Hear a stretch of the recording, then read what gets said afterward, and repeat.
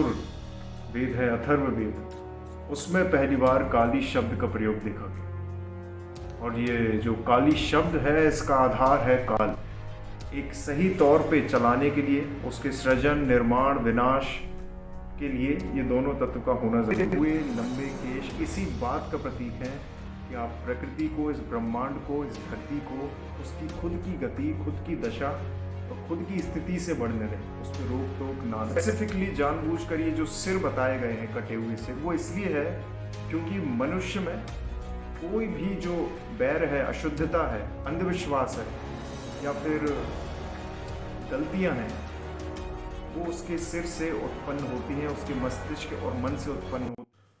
Hello, नमस्ते, प्रणाम। मैं अंकित घनघोरिया। इस चैनल को सब्सक्राइब करें, लाइक करें और अपने दोस्तों के साथ शेयर करें।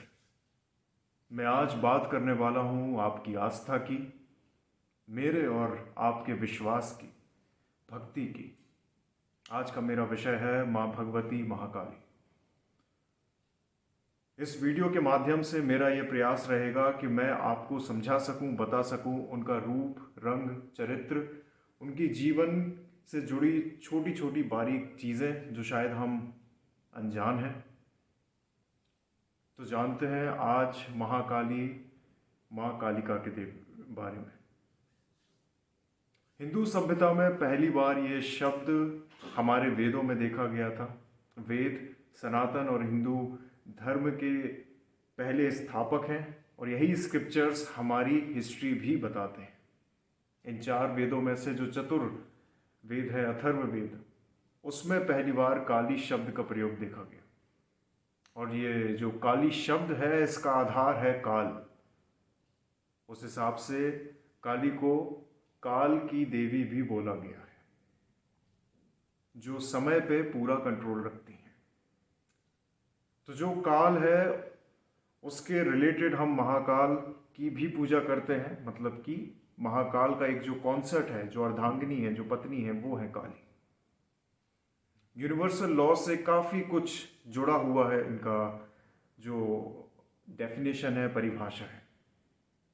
यूनिवर्स में, ब्रह्मांड में हम शिवा को एक स्टैटिक तत्व मानते हैं, एक पुरुष तत्व मानते हैं। वहीं दूसरी ओर काली को हम एक स्त्रीलिंग या प्रकृति तत्व मानते हैं। और इस ब्रह्मांड को सही तरीके से चलाने में पुरुष तत्व और प्रकृति तत्व दोनों की बहुत ज़रूरत है और दोनों ही इक्वली रिस्पॉन्सिबल हैं। जहाँ पुरुष तत्व एक कॉन्शियसनेस, अल्टीमेट रियलिटी और स्टैटिक नेचर को समझाता है, दूसरी ओर काली प्रकृति या स्त्रीलिंग या स्त्री तत्व एनर्जी, डायनेमिज्म, शक्ति, चंचलता और चलायमान कारणों को भी समझाता है। इसी कारण यूनिवर्स को एक सही तौर पे चलाने के लिए, उसके सृजन, निर्माण, विनाश के लिए ये दोनों तत्व का होना ज़रूरी है। इसलिए शिव और काली, मतलब कि महाकाल और महाकाली, दोनों ही एक दूसरे के पूरक हैं और दोनों ही एक दूसरे के लिए ज़रूरी हैं।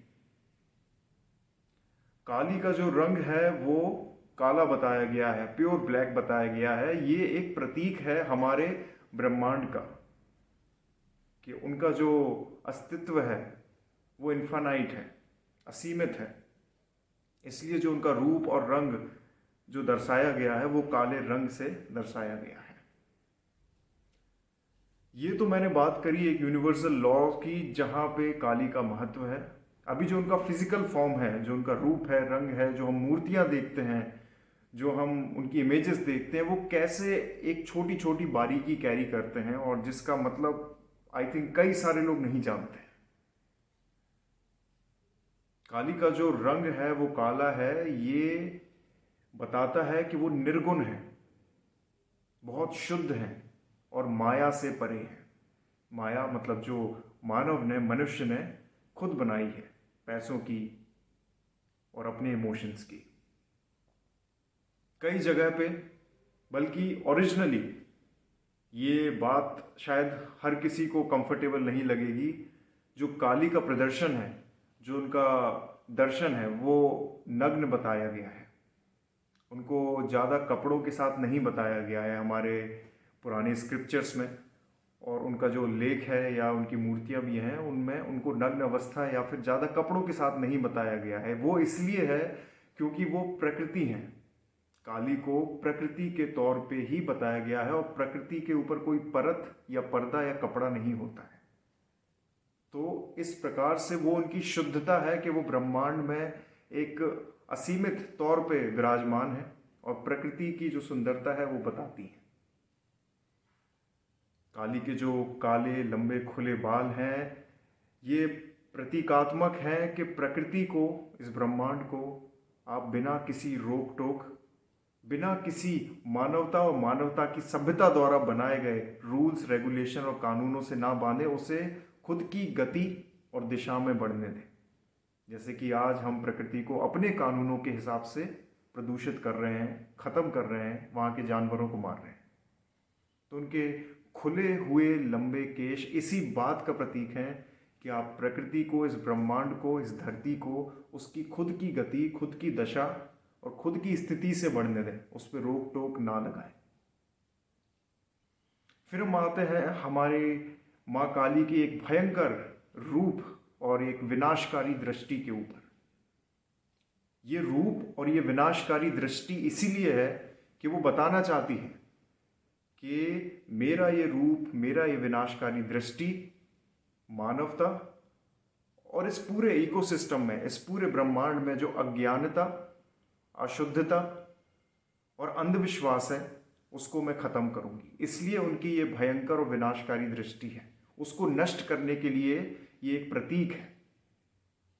फिर हम आते हैं उनके गले में पड़े हुए 50 कटे हुए सिर।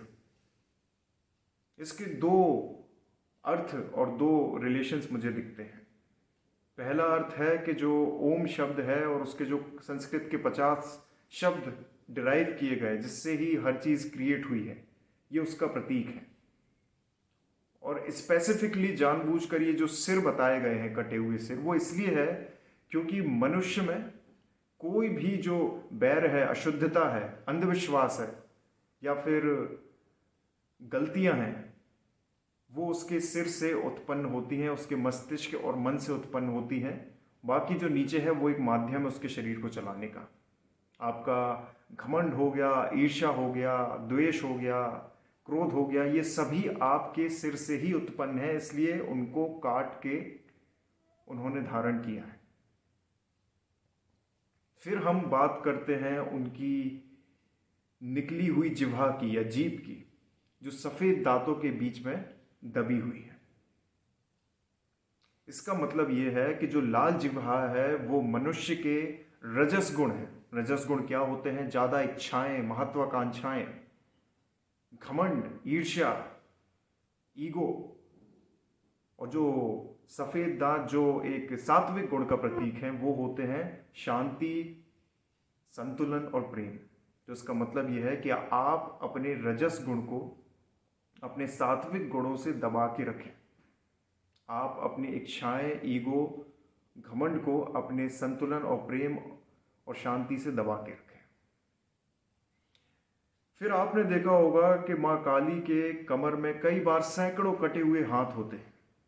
वो सैकड़ों कटे हुए हाथ इस बात का दर्शन है कि वो अपने भक्तों के, अपने बच्चों के हर कर्म को धारण कर लेती है, पहन लेती है। हाथ एक कर्म का प्रतीक है, इसलिए कटे हुए हाथ वो उनके भक्तों के ही है और वो उनके हर कर्म को पहन लेती है। ये उनका ममत्व है। आपने महाकाली की कई सारी फोटोज में ये भी देखा होगा कि उनके 2 हाथ हैं, 4 हाथ हैं, 6 हाथ हैं, हमेशा एक बैलेंस्ड फॉर्म है। हम एक बहुत फेमस जो कॉमनली एक्सेप्टेड फॉर्म है वो 4 हाथ के बारे में आपको एक रियल अंडरस्टैंडिंग बताते हैं। वो 4 हाथ प्रतीक हैं एक संतुलन का जो रचना, निर्माण और विनाश के बीच में है। उनका पहला हाथ जो है वो अभय मुद्रा में है, जो बोलता है फियर नॉट, मतलब बिना डरे आप अपने कर्म करें और कर्म से ही रचना और सृजन होता है। और उनका जो दूसरा हाथ है वो ब्लेसिंग का है, आशीर्वाद का है, जिसमें वो ये बता रही है कि आपके हर एक कर्म में मेरा आशीर्वाद है। जो तीसरा हाथ है उसमें कोई अस्त्र या शस्त्र है, जैसे कि तलवार या खड्ग, जो आज के मायने में आपकी बुद्धि, चेतना और ज्ञान है, और जब ज़रूरत पड़े तो वो अस्त्र भी है, एक तलवार भी है। और जो चौथा हाथ है उसमें एक कटा हुआ सिर है। कटा हुआ सिर इसलिए है, वो फिर से इस बात का प्रतीक है कि मनुष्य के अंदर जो भी बुराइयां जन्मी हैं वो यहां से जन्मी है। लालच, ईर्ष्या, द्वेष, बैर, क्रोध, तो उसको आपको खुद के ज्ञान, बुद्धि और जो भी आपके अंदर चेतना है उससे काटना है, उससे उस चीज का विनाश करना है। तो ये जो विनाश है वो गलत चीजों की है, अशुद्धियों का है। इस प्रकार से वो चार हाथ बैलेंस बताते हैं, सृजन, निर्माण, रचना का और विनाश का। आपने ये भी देखा होगा कि माँ काली के पूरे अंग में कई बार कई सारे जीव या जीवों की कपड़े होते हैं, या उनकी खाल के कपड़े होते हैं, या सांप लिपटे होते हैं। ये प्रतीक है कि माँ के लिए सिर्फ मनुष्य नहीं, बाकी जीव भी, जिस प्रकार वो प्रकृति है, बाकी जीव भी उनके खुद के बच्चे हैं। तो इस प्रकार से उनके फिजिकल फॉर्म में डिफरेंट डिफरेंट मीनिंग्स बताए गए हैं, आँखों से, जीवा से, सिर से, बालों से, और किस प्रकार से वो अपने भक्तों के कर्मों को धारण करती हैं। तो ये पूरे मतलब हैं, और ये पूरा दर्शाता है कि किस प्रकार से माँ एक प्रकृति के रूप में हमारे जीवन में है। तो मैंने आपको पहले फिजिकल फॉर्म और उसके पहले यूनिवर्सल फॉर्म समझाया। महाकाली के रिलेटेड कई सारे अंधविश्वास भी हैं, गलत मान्यता भी है। लोग सिर्फ उन्हें नकारात्मक या एक विनाशकारी देवी के रूप में देखते हैं, बट काली मृत्यु की देवी है, काल की देवी है, जन्म, सृजन, निर्माण की देवी है। उनका जो काला रंग है वो प्रतीक है कि वो इस प्रकृति के प्रिजर्वर, मतलब रक्षा करने के लिए।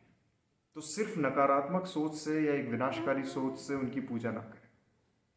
कई जगहों पे काली के नाम पे बलि दी जाती है।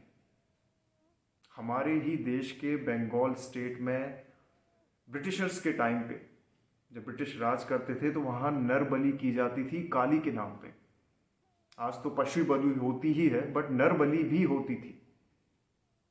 तो ये भी एक अंधविश्वास और एक अज्ञानता है, क्योंकि जो खुद प्रकृति है, जिसके लिए ना केवल मनुष्य, पेड़ पौधे और बाकी जीव जंतु, हर एक जीवित तत्व जो उसका बेटा है, बच्चा है, तो वो उसकी बलि लेके कैसे खुश हो सकती है, या वो कैसे आपको आशीर्वाद दे सकती है। तो ये एक अंधविश्वास है। आपकी जानकारी के लिए मैं ये भी बता दूं कि काली को भारत में अलग अलग हिस्सों में पूजा जाता है। बड़ी धूमधाम से उनकी पूजा होती है, नवरात्रों में उनको माना जाता है। बट हमारे भारत के बाहर भी काली को दूसरे नामों से या दूसरी छवि से लोग पूजते हैं, बट वो ओरिजिनली महाकाली ही हैं।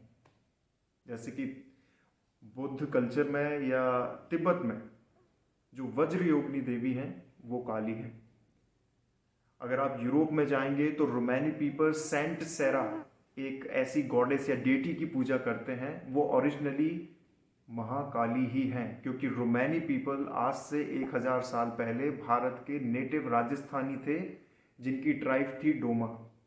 ये डोमा ट्राइब वाले बंजारे थे, जो जगह जगह गा के गाना गाते थे और अपना गुजर बसर करते थे।